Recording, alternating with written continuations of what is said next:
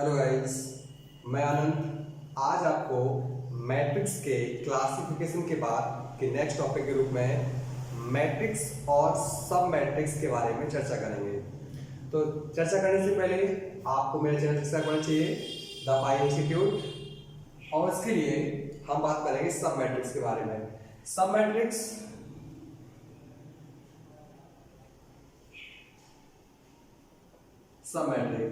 सब matrix define होती है हमारी वैल्यू से, फंक्शन से और इक्वेशन से। जब बात सब मैट्रिक्स की आती है तो सब मैट्रिक्स हम जानते हैं, जैसे नाम से लग रहा है कि आप भी कह सकते हैं कि ऐसा कोई मैट्रिक्स जो किसी दिए हुए आव्यूह के कुछ रो और कॉलम को मिला के बन सकता है, ऐसे मैट्रिक्स को हम सब मैट्रिक्स कहते हैं। सब मैट्रिक्स के लिए let A be a n cross n order matrix, हम ऐसे कोई मैट्रिक्स लेते हैं जिसमें m n या m रो n कॉलम ऑर्डर मैट्रिक्स लेते हैं। इसकी हम कोई सब मैट्रिक्स लिख लेंगे। जैसे हमारे पास ये होगा a के लिए a11 a12 a13 a1n, similar a21 a22 a23 और सिमिलर a2n होगा। इसी प्रकार से हमारे पास और भी इक्वेशन आएंगी, जैसे am1 am2 am3 और amn एलिमेंट्स हो सकते हैं। जब बात आएगी सब मैट्रिक्स की तो लिख सकते हैं सब मैट्रिक्स डिफाइन करने के लिए हम इनमें से कोई भी रो, जैसे a1 के लिए हम इतनी लिख सकते हैं। हम इतना ही एलिमेंट्स अगर यूज कर देंगे तब भी हमारी एक सब मैट्रिक्स बनेगी। अगर हम इतना यूज कर लेंगे तब भी बनेगी। मतलब हम जितनी रो उतने ही कॉलम या उससे कम कॉलम लेकर भी सब मैट्रिक्स लिख सकते हैं। इसके लिए हम रो को कम या ज्यादा भी कर सकते हैं। जैसे इसके लिए मैंने एक मैट्रिक्स लिख दी a12 a13 a1n तक, मैंने यहां से आती लिख दी। और हम इसको लेके कोई भी लिख सकते हैं, उसको दिखाई भी नहीं दे, जैसे a31 या a32 a33 और a3n। हम कह सकते हैं हमने पहली रो के दूसरे एलिमेंट से लेकर n तक लिए, तो उसमें तीसरी रो के दूसरे एलिमेंट से लेकर n तक लिए, मतलब ठीक सेम साइज में रिप्रेजेंट की।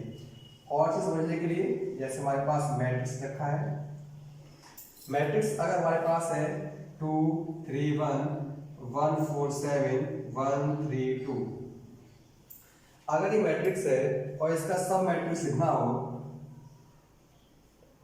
कोई भी लिखना हो, तो हम इसमें से कुछ भी लिख सकते हैं। जैसे कोई भी ऐसी साइज जिसमें कुछ रो और कॉलम लिख सकते हैं।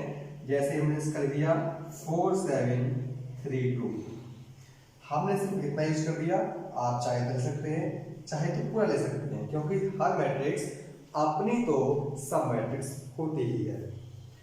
सब मैट्रिक्स को जानने के बाद सब मैट्रिक्स जाते हैं। सब मैट्रिक्स जब इक्वेशन के लिए प्रयोग करते हैं, सॉल्व करने के लिए प्रयोग करते हैं, तब हम उसे डिफाइन करेंगे। डिफाइन करने के बाद सब मैट्रिक्स के बाद समस्या आती है इक्वल मैट्रिक्स। इक्वल नेम से लगता है कि हर चीज इक्वल होगी, ऐसा नहीं है। बात करेंगे इक्वल मैट्रिक्स। इक्वल मैट्रिक्स या इक्वलिटी मैट्रिक्स को जानने के लिए हमें कुछ बात जाननी पड़ेंगी। उसके लिए दो कंडीशन है कि two matrix A and B equal matrix if दो मैट्रिक्स हमारे पास हैं ए और बी, इक्वल मैट्रिक्स होंगी। First condition A and B have same size. A और बी का साइज है वो सेम होना चाहिए, मतलब इनका जो ऑर्डर है m cross n same. First condition ये होती है कि हमारे पास ए और बी का साइज है वो सेम होना चाहिए। इसका मतलब ये नहीं है कि जो इक्वेशन है वो अलग हो जाएंगे, सिर्फ ये फर्स्ट कंडीशन है कि उनका साइज सेम होना चाहिए। इसके बाद सेकंड कंडीशन आती है the elements of A and B are every place same। हम जान सकते हैं कि हमारे पास जो एलिमेंट्स ए के होंगे और बी के होंगे वो दोनों ही सेम हो और उनकी प्लेस के हिसाब सेम हो, तभी उन्हें हम कह सकते हैं। जैसे अगर ए आई जे ए का एलिमेंट्स होगा तो उसके इक्वल बी आई जे होना चाहिए। आप जरा एग्जाम्पल समझते हैं। जैसे हमारे पास ए है 1 2 3 2 3 4 4 5 6 3 1 7। यहां देख सकते हैं हमारे पास ए है, इस प्रकार से लिखी हुई है। अगर बी हमारे पास 1 4 3 2 1 3 7 1 1 4 1 3, अगर देखें फर्स्ट कंडीशन के बारे में समझें पहले वाले में कि सेम साइज, तो इसमें दे सकते हैं हमारे पास first row second row third row है, तो इसमें 3 row and 4 column, first column second third and fourth column आपके पास आएंगे, तो उसे ए के रूप में डिफाइन करेंगे। लेकिन बी में देखें तो हमारे पास first row second row and third row and column के लिए 1 column second third and fourth. हमारे पास फर्स्ट कंडीशन देखो सेटिस्फाई होती है कि A B same size, clear. And C हम एक ऐसा एलिमेंट्स ले लें, ऐसा मैट्रिक्स लें जो सेम इसके जैसा हो। देखिए यहां पर ए बी सिर्फ साइज सेम था, सेकंड कंडीशन कि उनकी जगह सेम होनी चाहिए, इसमें नहीं था। जैसे 1 था, जैसे 1 था, ये सेकंड प्लेस था, यहाँ 4 है, मैच नहीं किया, एक भी एलिमेंट मैच ना करे तो कह सकते हैं हमारा वो इक्वल मैट्रिक्स नहीं हो सकता। इक्वल तभी होगा जब सी वाला हमारे पास बिल्कुल सेम हो जाए। 2 3 3 2 3 4 1 4 5 6 7।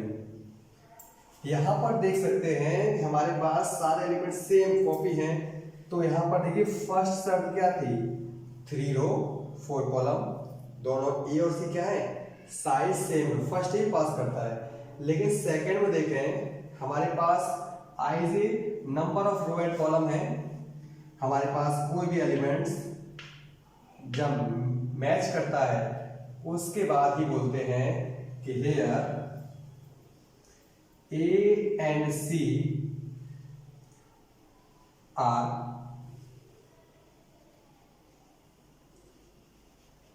Equal matrix,